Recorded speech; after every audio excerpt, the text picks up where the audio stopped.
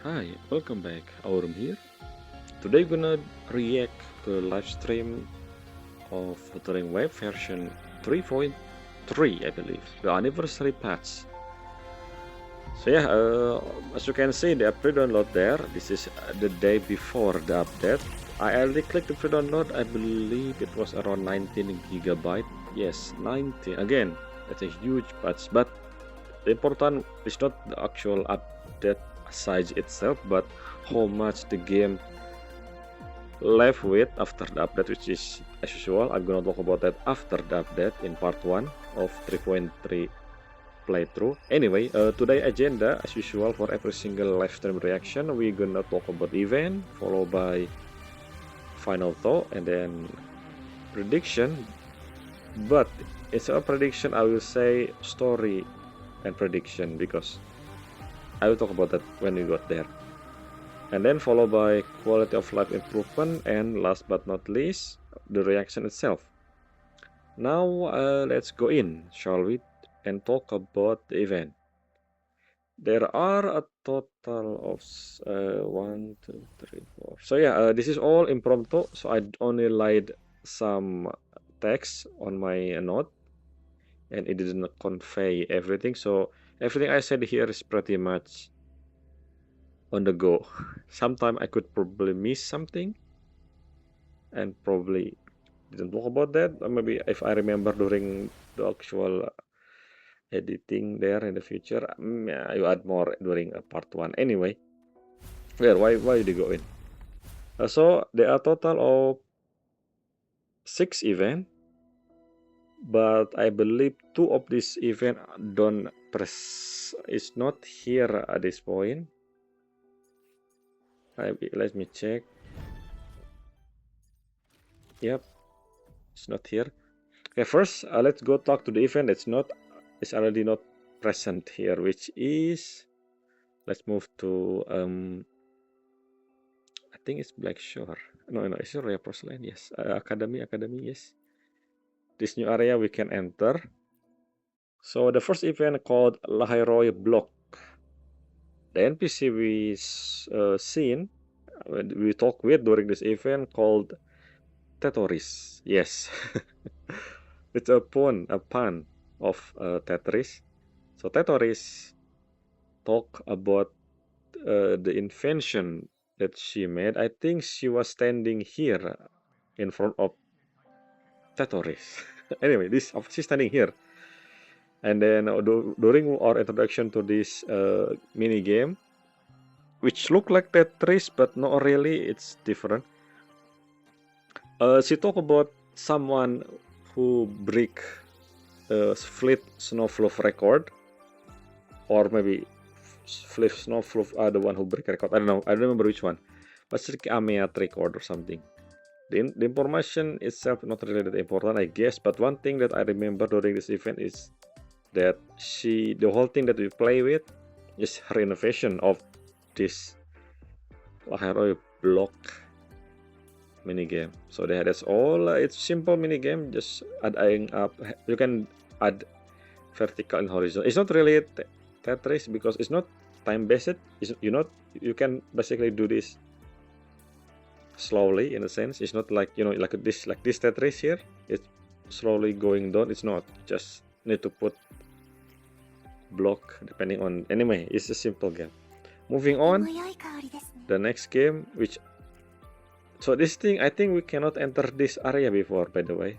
And when I entered this area for the first time, I realized the inside is remind me of one of the venue in Rebele College, the one that disappears after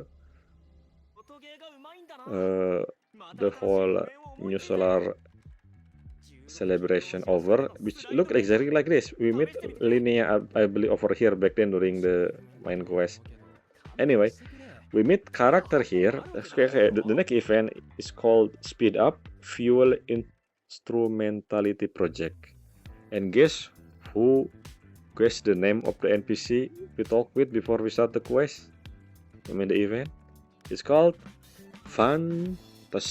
Yes, it's not fantasy, it's Van Tassie. I don't know how do you say it in English, but so Fan Tassie here, Mr. Fan. I believe he was talking about cafeteria food and something make non-boring boring cafeteria or something, and then that's why he invent this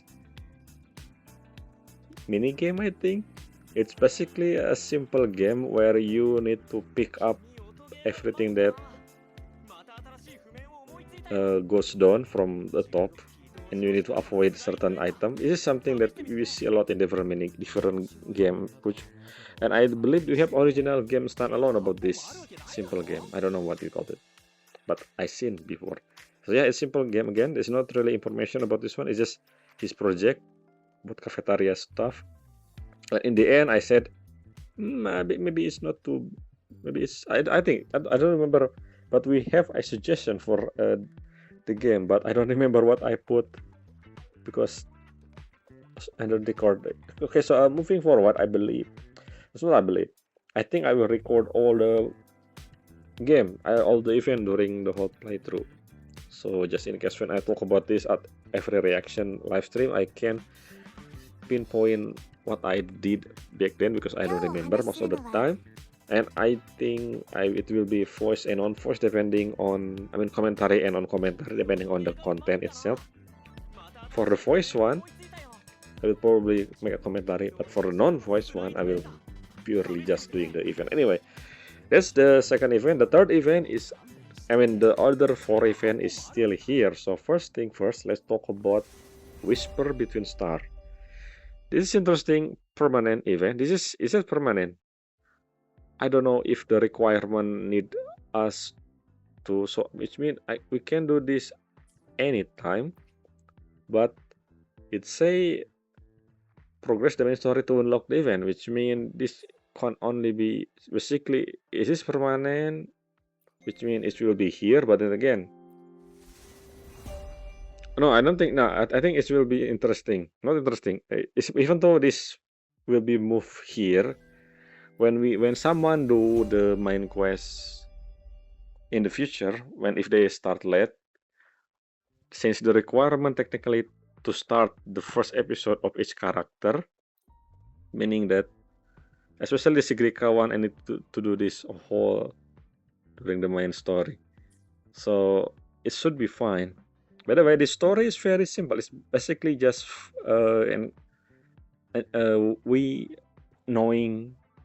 we understand more of their character.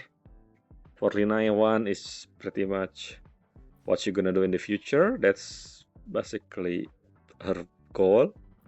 For Mornia is interesting. Project Sylph.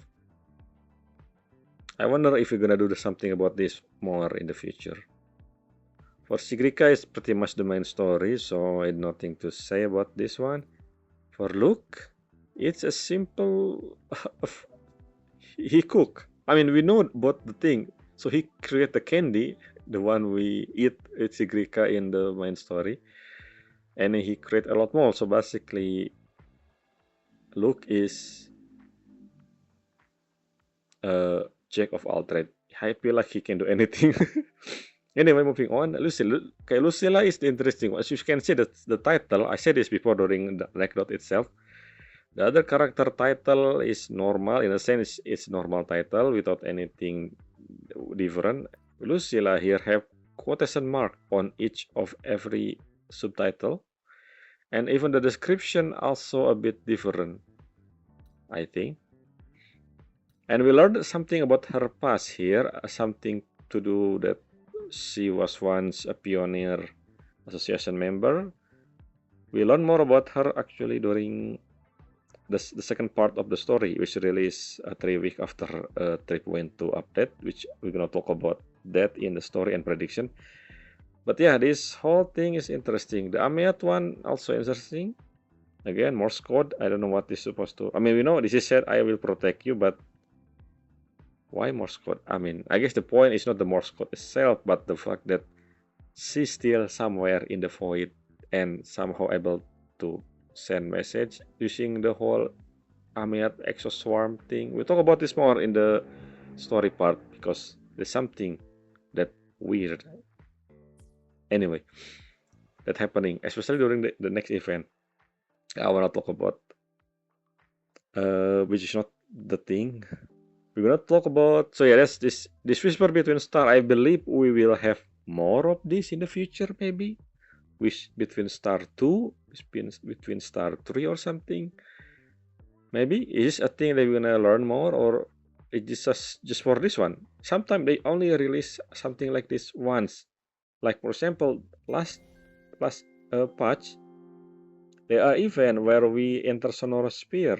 You see, I thought I thought it was a permanent thing, but it's not. We're only doing that once and then disappear. I don't see it in the list. The one where we enter, the Lolo logistic thing, the whole thing, and technically it is in Rinasita, but I thought it was something that we can adjust, our like room. Or maybe that's foreshadowing.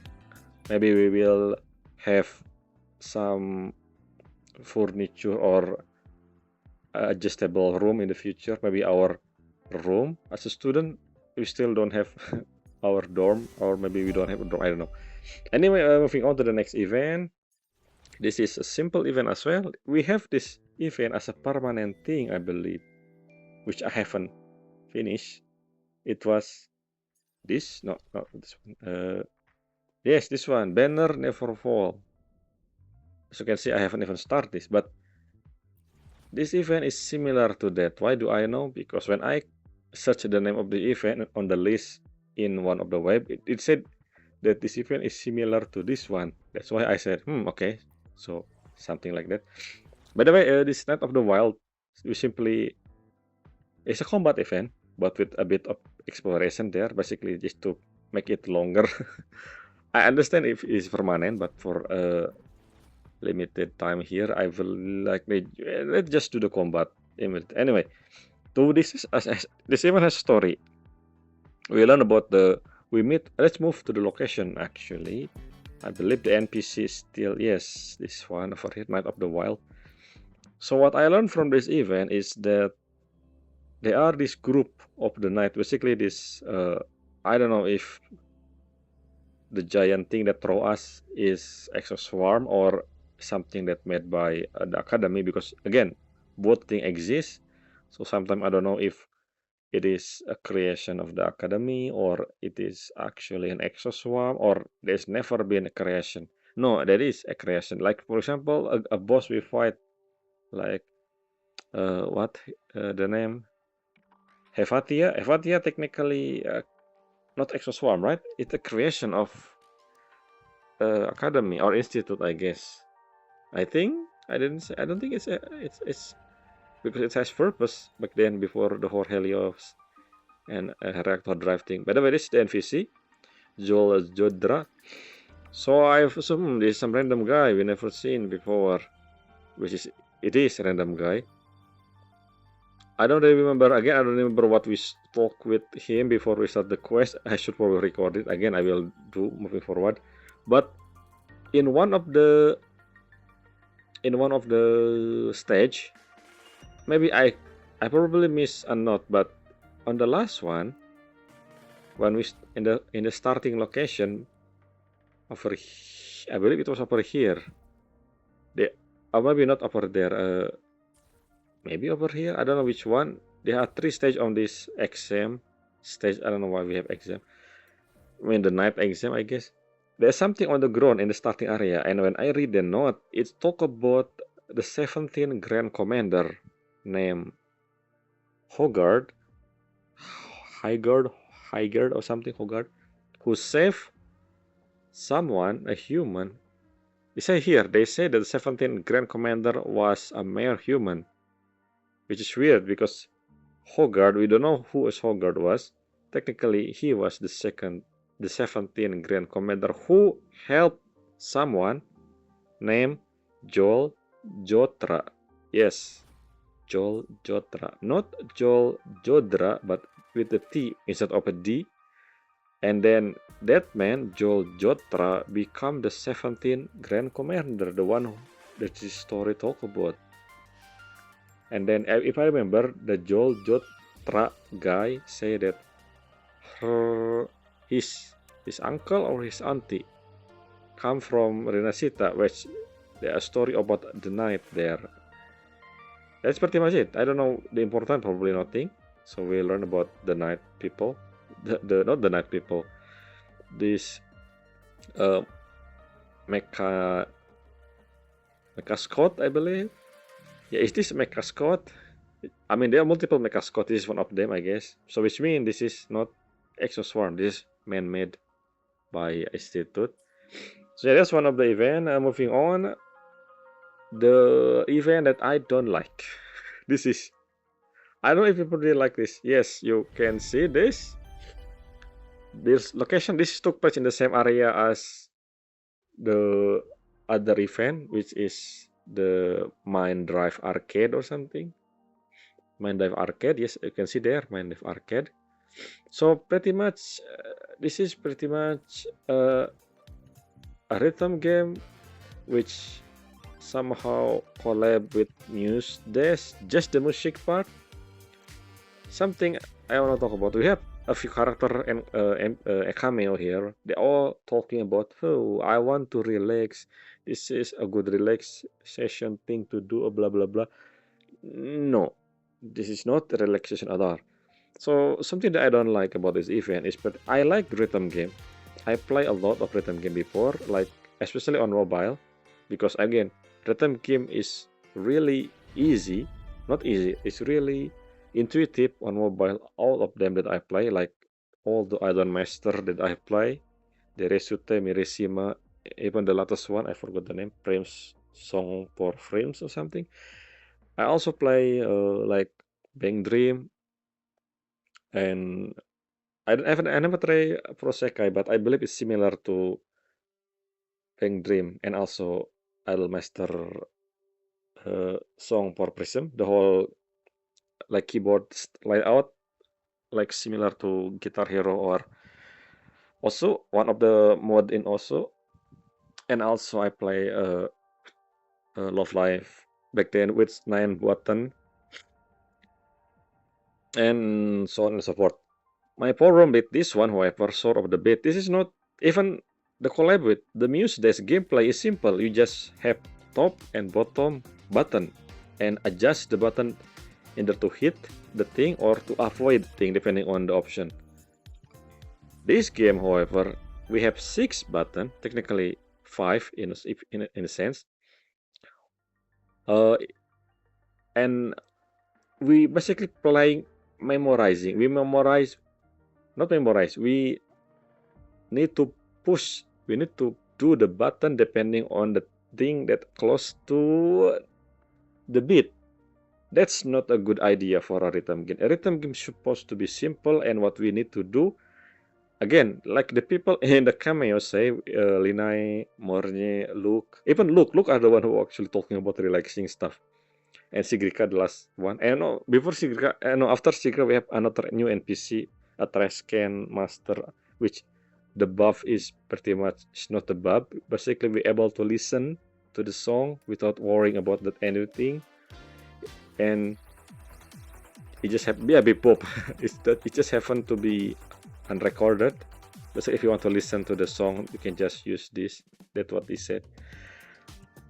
But yeah, I clear everything as you can see. Again, I keep talking about the thing.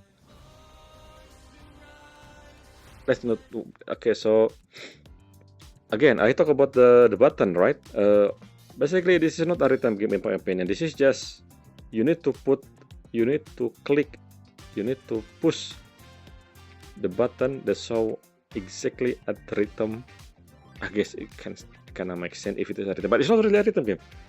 So it's not relaxing. It's more like frustrating. A rhythm game is normally relaxing. You can play any rhythm game branded. You just focus on the thing. Basically you don't think about which button you need to push and in which area. You have move back and left and right. That's actually the other confusing thing.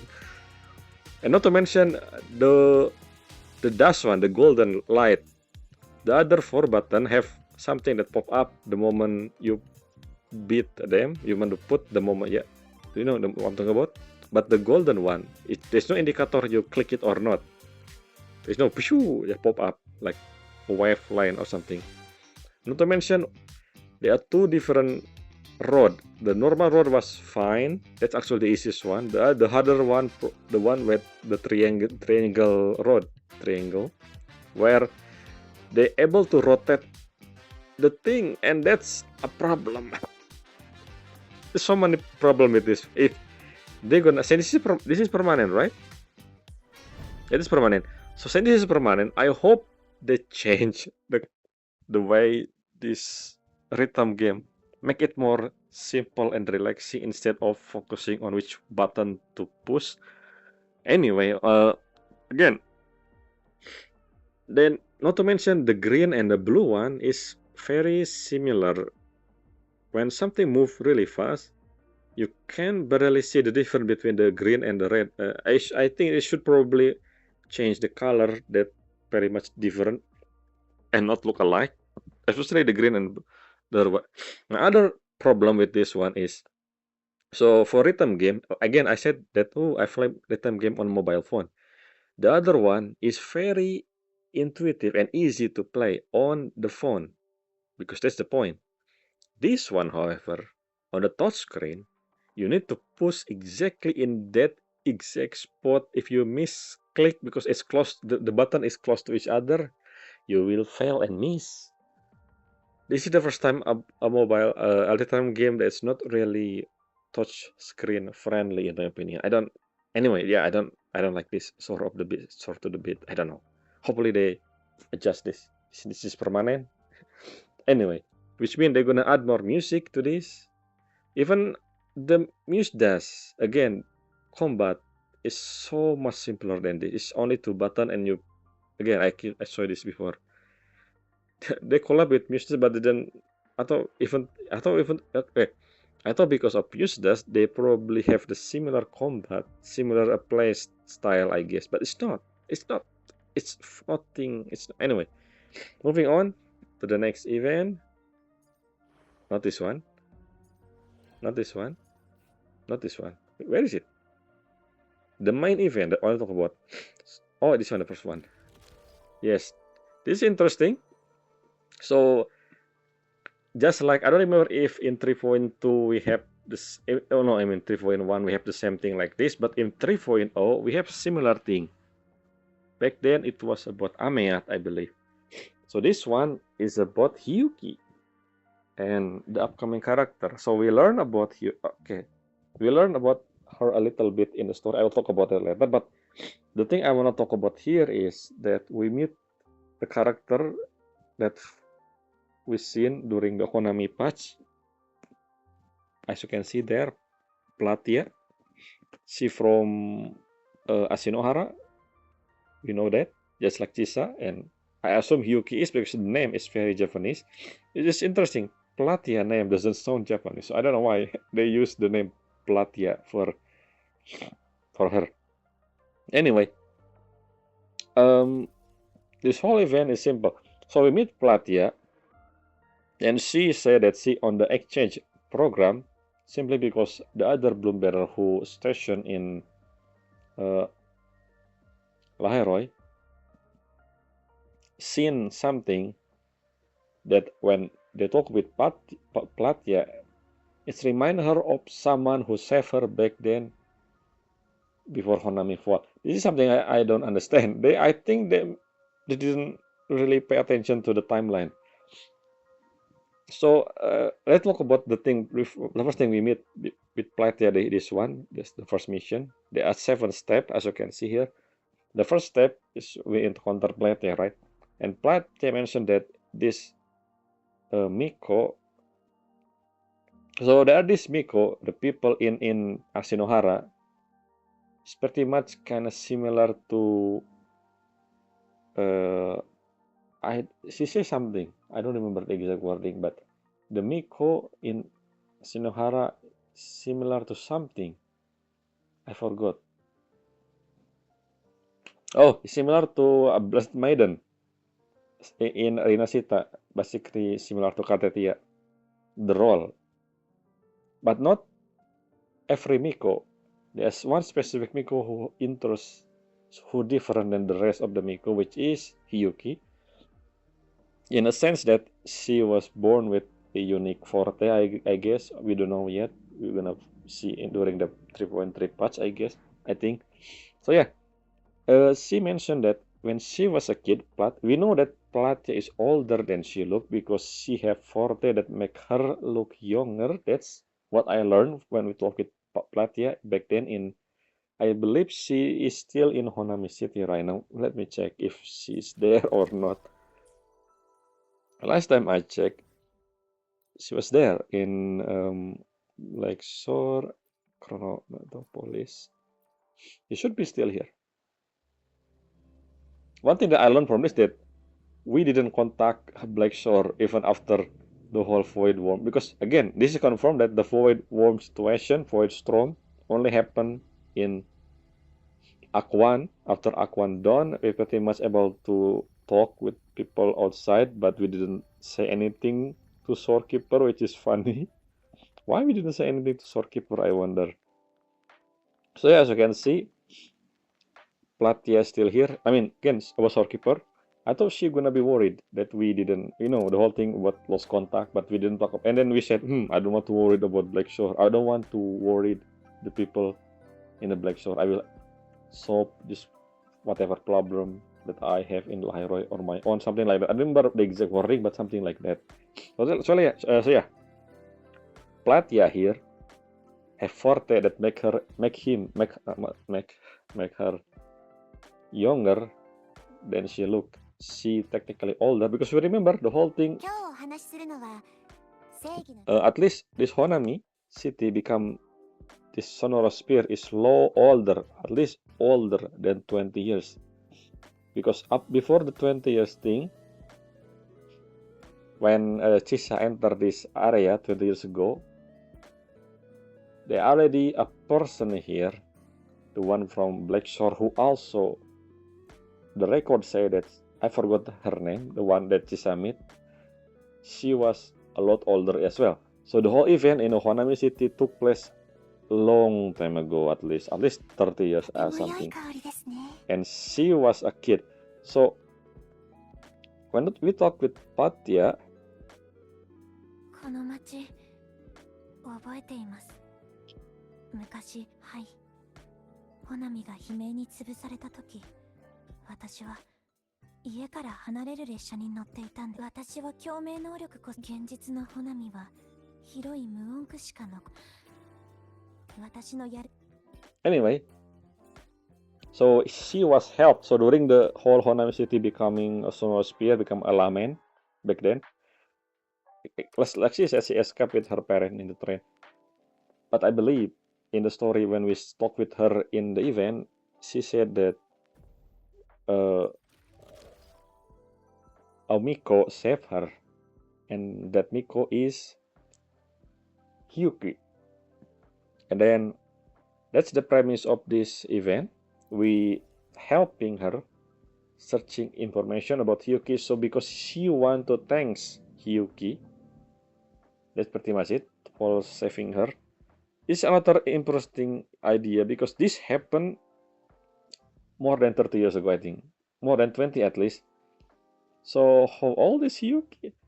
And then during this event, I think in part 1, when we talk with Plate for the first time, we mentioned, Rover mentioned that the Flemings, not us, basically, we said on our mind that Hyuki told us to keep a secret about her. And then, not to mention, she said, Roper said that Hyuki has been searching for trace of Ameat. That weird. Did I miss something? During the main story, I don't think we talk with Hyuki at all. unless I misremember, I don't think we talked with Hyuki. We only seen Hyuki once when she does her thing, the one we saw in the live stream, the similar scene, and that's about it. When we want to talk more about Hyuki from Lucilla, she said, we're gonna meet her in the future. You're gonna meet her in the future, and I don't think you need to care about that for now, something like that. So yeah, how did Rover said that Hyuki message us and she's searching for trace of Ameat when I don't think we learned about that before, which is interesting. I wonder if this is a quest that I supposed to do but I didn't. Maybe we encounter Hyuki again somewhere if I explore, but I didn't do that. Either way, we will see there in 3.2, 3.3. Hopefully it makes sense there. Anyway, other thing that I discover from this event that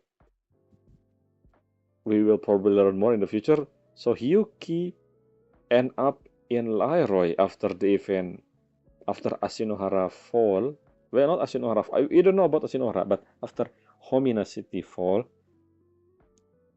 And then she joined a special response force, which is a group of people that tasked not for researching or creating stuff, but instead to eliminate anything that stand in institute way. I don't know what this is supposed to mean. Maybe, Tacetis Court. Hopefully it's just that and not something of different thing that I think of. But yeah, and this special response force is pretty much gone now at this point, because in the past, I believe, when we talk during this mission, this event, we learned that they all annihilated during one of the mission, but then the whole Ghost Miko name come from start to swing in the academy, because there are people who's getting saved by this Miko in the past, and even still today. And then during this event, we assume that Hyuki knew about our deal, that we searching for her, so she forcefully avoiding us. Basically, that's what I mean. In the end, we create a gift. Not we. Platya made a gift, as you can see there, probably a cake, and then we send the gift to Lucilla. And yeah, we learned something about Hyuki here, that she love film. I know, really. When we watch the film, that the other people assume she like the ghost loving Miko thing, the film loving ghost Miko. We learned that the film is pretty much because she think that she is the same as the character in the film. I believe it was a film about something, an agent. I don't remember the name. And then Platya said, "Oh, she want to protect. So why she like this? But it's not agent. I don't know exact wording. It's more like assassin. It's not really an agent," I said in my mind back then when I read the text. But yeah, I don't know what. And of course, when we talk with Lucilla during this event, we talk more about the future. I believe this is probably 3.3 main story, which is a request to activate Exodus Rider. I don't know why we learn about this on this event. I don't think we said that in the main story. And then even more so, that Lucilla mentioned a dimmer plane, DIMMR plane, which is the location of the void matter. I don't know, maybe related to the new area, probably in 3.3. I don't know. Why we learn from this? This is not permanent. See, it's future film, so this will be gone. So people in the future, when we play the story, they will not learn about this. hopefully we're gonna, I think, again, I mean, obviously we will learn in the main story itself. We'll see in 3.3, are they will talk about the explanation of we requesting to activate Exos Rider, because I don't remember we said that. I mean, we remember with Luke. I remember with Luke talking about Exos Rider, but I guess that's it. That's the whole thing. I mean, yeah, I just remember. I guess that's the point where we say activating the. That was interesting. That one, I guess the whole Exos Rider thing makes sense. Because I just remember our talk with Luke. But the other one, the one where Hyuki message us, I don't remember. She messaged us about searching for Amiat trace or something. Unless it's something that I didn't know it was from Hyuki, or again, this is quest that I haven't do, which is weird. We will see in the main story. Is there any requirement for me to finish a quest to start a main story, main quest? Anyway, that's all about this Flaming Red in memory. It's all about event. Whew, it's big. It's a lot of event, especially because of this one, especially that walkabout. Now let's move to different location. Let's give a final thought about the story in 3.2. I don't think we have new area in 3.2. No, we have actually. I mean, we do have dark side, but that's not the area we can enter anytime anymore, I guess. Anyway, so overall, I give this 3.2 story lower than the last one. I believe 3.1, I give it 8.5. Because, again, there's so much information we learned there. Not only in terms of world building, but also the character we play. I mean, they always have information about the character. That's just the thing. But especially the lore and main, not just lore, main story, I guess. So I give this 3.2 story 7. Yes, 7.9. And the reason for that, which I will talk after this in another segment. So yeah, I said in the beginning that the final thought segment will be shorter, and then the thing like, excuse me, I wanna do something for a second.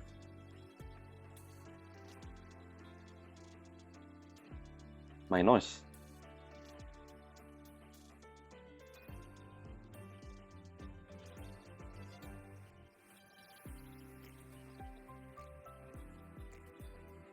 So yeah,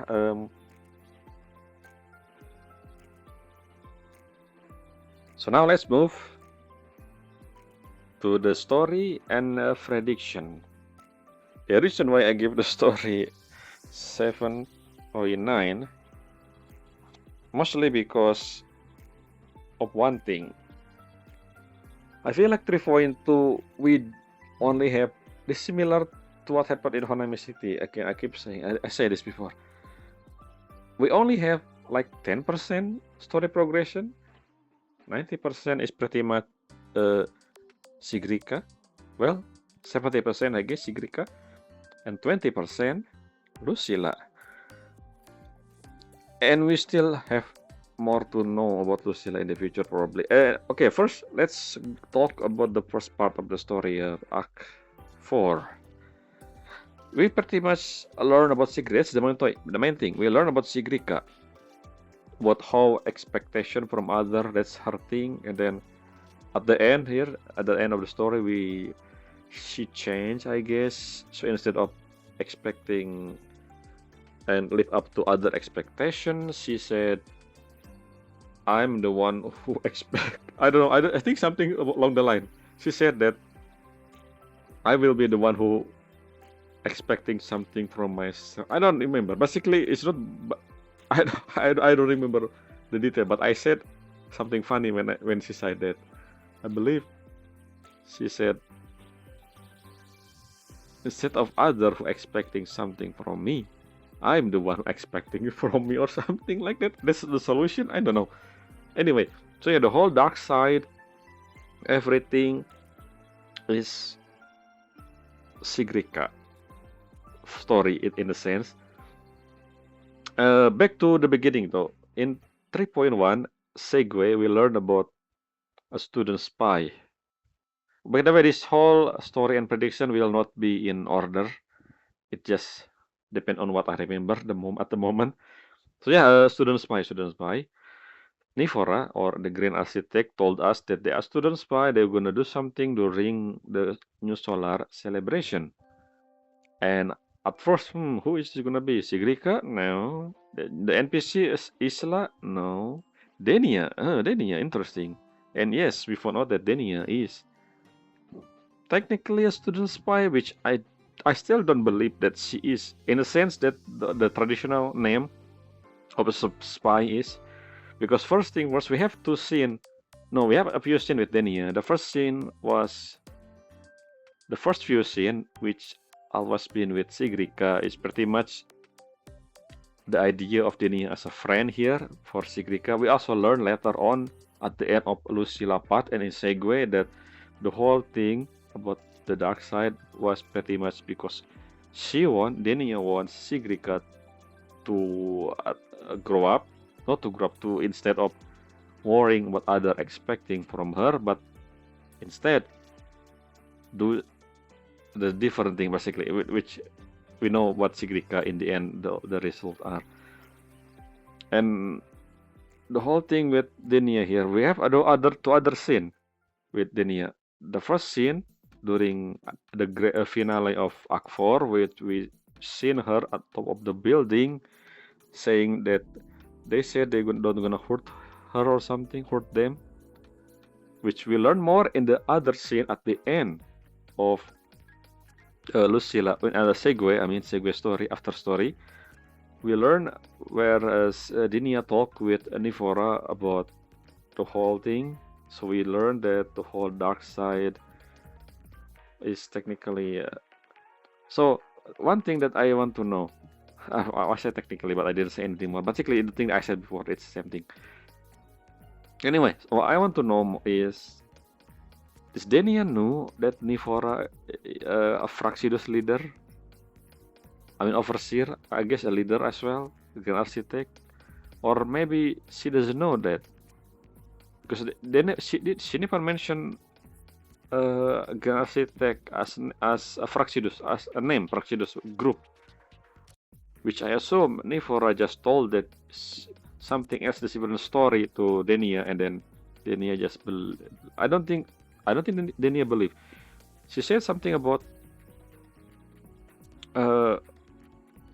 if you're not being useful, you will be discarded or something. So there's some, I don't know about blackmail, but the reason why Denia doing, I guess, or not maybe doing no. Technically, so far she didn't really follow anything. So we don't know about Denia Forte yet. Maybe Denia Forte is the reason why the dark side become a thing, or maybe not. We don't know yet. I don't even see where her forte is. I mean her Tacet mark. I said this before during the playthrough, but where is her Tacet mark? I don't see it, which is interesting. I want to know in the live stream. Maybe we're gonna learn more about Denia, Tacet mark especially. So is Denia have some agreement with Nifora or something? And then again, I still don't believe that Denia knew about the Fraxidus thing. And when we talk about when we in this scene with Nifora and Denia, we learn that they have experiment again this memory type resonator, which is interesting. This we learn about this in Lucilla part. We talk about this more during when we talk about that. Anyway, back to the main story, Act 4.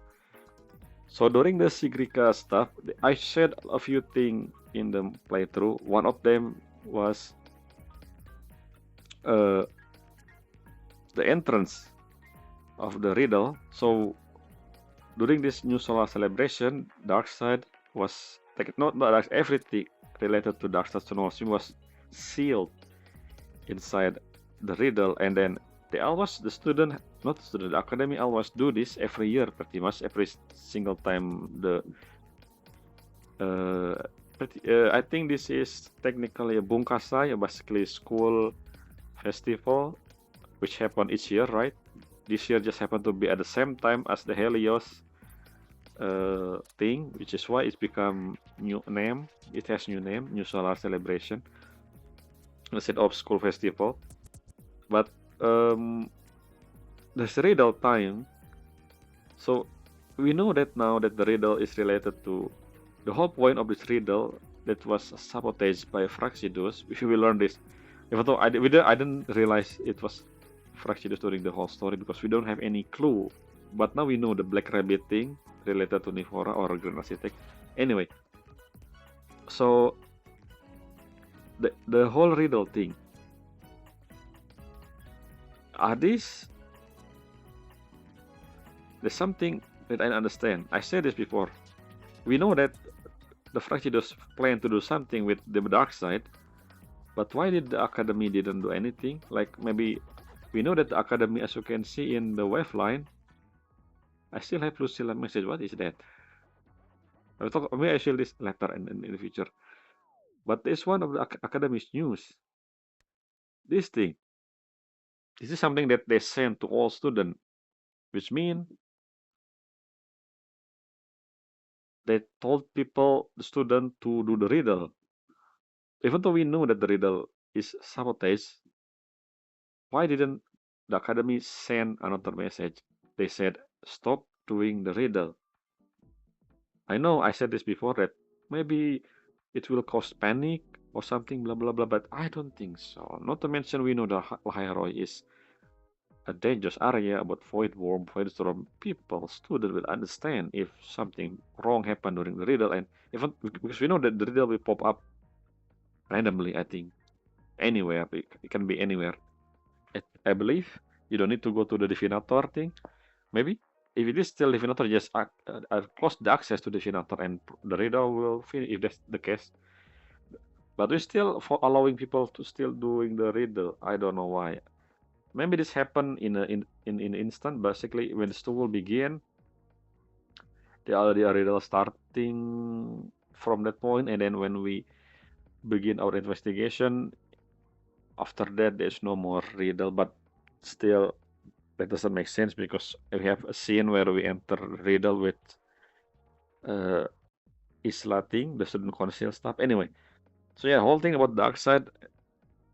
I wonder if we're gonna do more about dark side or this is just one-time thing, similar to remember story, character story or companion story. I don't know what to call it. In there, we learn about chaos. I remember the name chaos, the area, the realm between life and death. And I don't think we ever seen chaos again. It's one-time only thing. Or maybe it is. I don't know. Is the final fight in 2.7 we do enter chaos again? I don't remember. But yeah, I wonder if Darkside will be something we will explore again in the future, or this is just one-time thing again. So they just introduce one thing and then they don't really do anything much about that.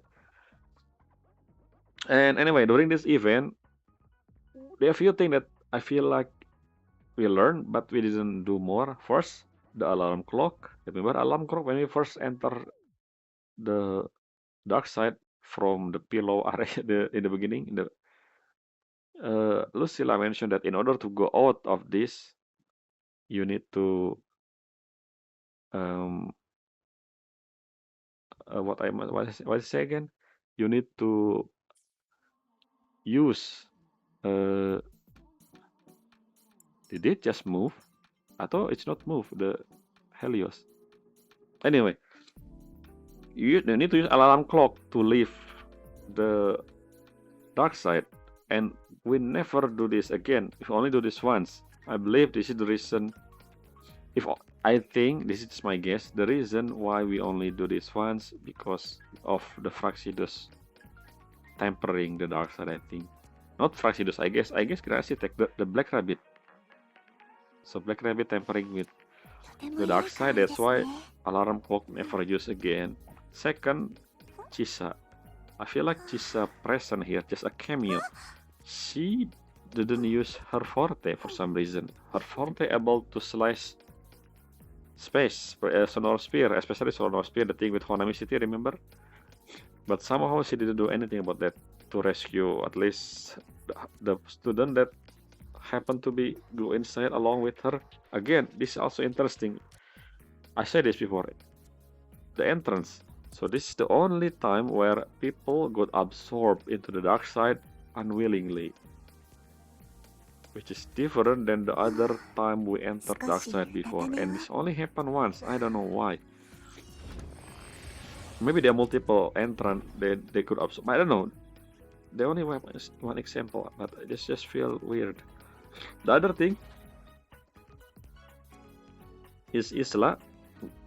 Again, the same scene with Chisa and the other one. We learn about Isla. Basically, she is a parallel of Sigrika, I guess, in a sense. And we never learn more about Isla after we left the third one. I think that's the third one, the dark side. When we wake up, when Sigrika wake up in the infirmary, we never learn about Isla anymore. What's about that? Is it all Isla just there to mirroring Sigrika situation and that's it? I don't feel like why they introduce. I don't know. There's no conclusion with Isla here. Pretty much that's what I mean. Unless we supposed to see her somewhere as an NPC that we can talk with. Maybe that's the case. If that's the case, then that's good. If not, then I don't know. Can I sit? Yeah, I think the position of that changed. Anyway, what else? I guess that's it for Arc 4. Pretty much again Sigrika story. And for the segue story, we learn a little bit about Lucille again. And I said during the playthrough that maybe we're supposed to get Lucille a banner here. But if I think about it now, we just learn about her. There's one scene where we learn about her backstory there, even though it's kind of like a movie format, you know, the whole thing with Black Rabbit. So I don't know if this is a real backstory or some adjust until we see her banner, which probably we're gonna learn about her story there. I assume this is some true and some not. We still don't know how she become a principal. At least, why would she become a principal? Is she a teacher? We do know that she studied in Lahai before become a teacher here, and we learn about her past as a pioneer member. We still have missing pieces about Lucilla. The reason why I mean, we don't need to know about that, but because they present us with that story hint, which means we're supposed to get that backstory or something. Because you know, if they didn't want us to know or need to know about that part, they don't need to show that part as a hint. Especially the pioneer story one, the pioneer association member. What we do learn from this is a memory type resonator. Well, this is something this second time we learn about this name tag of resonator forte ability. The first one was during a Lucilla anecdote. One of the students has a similar ability like Lucilla. I guess the reason why I talked about this before during anecdote. Anyway, so back to the end of the segue, we learned that this whole thing, the whole dark side was experiment by Nifora for the memory type resonator, which I assume is related to Aleph 1. We're gonna learn more about this thing probably in 3.3. Beside Hyuk, maybe this is related to Denia part of the story. Not Hyuki. I feel like Hyuki 1 is the whole thing about saving Amiat and Exostrider thing. Maybe Exostrider is a key to unlock the Strider Gate, which is our lead to Aleph 1. We're still in 3.3, so I don't think this is the final part of the story, right? Maybe the first half of this region, the final, but it's the first final, I guess, just like what happened with Rinasita back then with Raguna story and then Septimon. So I don't know, maybe we have new federation next time, which is we know that it's close to Lahairoi. What else? So I combine the story and prediction here in when I talk about this. So that's what at the end there we learn about Hiyuki's sword. So I wonder we're gonna learn more about this in 3.3, and then Lucilla plan. Lucilla, Hiyuki talk there in the end mention about Lucilla plan. I don't know what Lucilla plan is yet. Maybe it's related to saving Amiat, which is weird. This happened 10 years ago. I mean, Lucilla, Amiat missing technically 10 years ago, and we only have progress 10 years later, but we don't talk about that much with anyone else. We only talk with Luke one time, and that's it. So, I don't know, but they probably Hiyuki thing. I don't know if we are gonna learn about. I think we will learn about Hiyuki back then, about in Ashinohara, and hopefully, Chisa will at least make a lot of cameo here in the next story, because again, Ashinohara people, which I believe, during one of the event, during the event with Platia, we actually asked Chisa if she knew about the Miko, and she said she met her when she was a kid, when she want to pray in the shrine, I think. Again, this is even proving how old Hiyuki is. And maybe Hiyuki is dead or something, and the Hiyuki we saw is kind of like her forte. Her forte make her able to still alive even though her physical form is missing or something. We don't know yet. We will see more about Hiyuki. And Denia, again, what connection between Denia and Nivora. And also, okay, I forgot to mention the Black Rabbit thing. Is Black Rabbit Nivora forte? We know that Nivora has Tacet Mark. By the way, Nivora, not Grand Architect, the real Nivora. We don't know what happened to the real Nivora yet. Is it gone, the real Nivora? Because she has Tacet Mark, which means she's gonna be playable. I don't think Grand Architect playable, but Nivora. And to mention the Black Rabbit, I think the Black Rabbit is Nivora Forte, the original Nivora Forte. We will see more about that in the 3.3 onward, the Nia story maybe. I remember the first half of the story is... Actually, I don't remember. Is it Hiyuki or Denia first? Because the first half of the story will be usually related to the main story, and the second half will be a segue, unless we will get Arc 4, no, Arc 5 and Arc 6, then both of them will be main story. But we will see. In the past two parts, however, we always been segue at the second half. Except for, the first one in 3.0, we have Arc 1 and Arc 2. So yeah, that's all the prediction. Saving Amiat, pretty much. That's the main point, I guess, in 3.0. We will see in the live stream. Now, move to the another section, which is quality of life improvement. If you check my last quality of life, by the way, that thing I clear it. Again, moving forward, I think I will record my hologram run as well, not just the end game. Yeah, I mean that will be next next version. Basically in the next version, beside I will record event, I will also record hologram run. We already do end game. The last two video before this one is the end game content that I do, which is funny.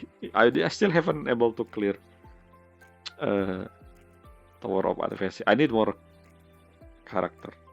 Again, maybe I will pull for Hiyuki. We will see. But I heard about something in the future. I believe there's something news on the internet that people said they have a hint about collab with a franchise. So I wonder if I should shape my pool until that collab, if there will be a playable character there, but we don't know yet. Anyway, back to quality improvement. I still have 4 now. Quality improvement I want the similar thing that I said in the last live stream reaction. First, I want that to adjust sitting position of the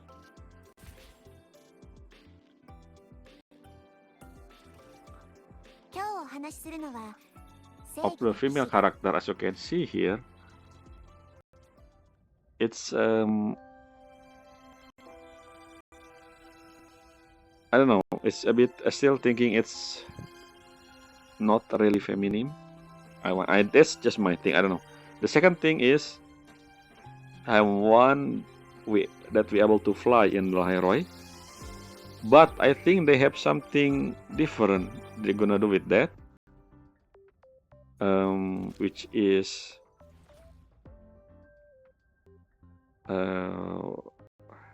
where is it? This one. Again I haven't clicked this because I don't know if I'm gonna get spoiled with the live stream. As you can see there in the key update, we have something weird with our motorcycle. Are we able to fly with our motorcycle? Maybe we will see during the live stream. I haven't clicked any of this again, so hopefully this won't spoil me. Because I see the image of Ghost Rider there. What happened with Ghost Rider and the new area? What is that? A tree? What is that? We're gonna see during live stream. Anyway, the other thing I want them to do is as improvement, readjust some character jiggle physics, especially for someone with different body type, if you know what I mean. I've talked about this before. The other thing is, this is something that I keep saying in the survey. If the story of the character is not really related, it's not that as much related to the main story, I want them to make their story separated from the main story. And if it's related a little bit to the main story, I want at least divide the time we explored about the character and the lore of our world building at least 50-50. So far it's not 50-50. The one that I like, the great amount of time to me, the proportion was in 3.1, the one with Amiat. That one is interesting. We learn about Amiat, we also learn about whole thing more than that. So it feels like the story progressed a lot during that one. So I wish we have more like that. If not related to the main story, I wish they separate the character story. And that's it for Call to Alap. Now let's move to a reaction. Again, this is something different. So I talk a lot here. As you can see, it's been an hour. So I will separate the video. So we have part 1. This is the first time I have part 1 and part 2 for live stream reaction. But yeah, see you in a bit for part 2 of live stream reaction. I will upload this like back to back so you can, just, you know what I mean. Yeah, see you in a bit.